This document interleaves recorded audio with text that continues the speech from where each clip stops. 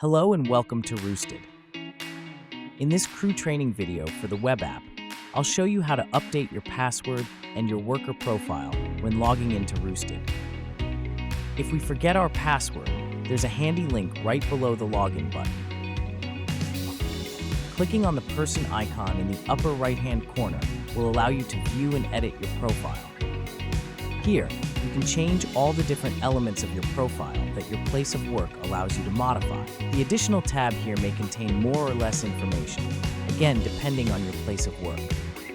Clicking on New Password will enable you to specify a new password to be used immediately.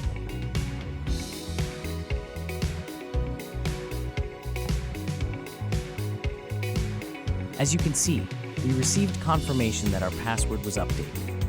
That's how you can view and edit your profile in the web app. Thanks for watching.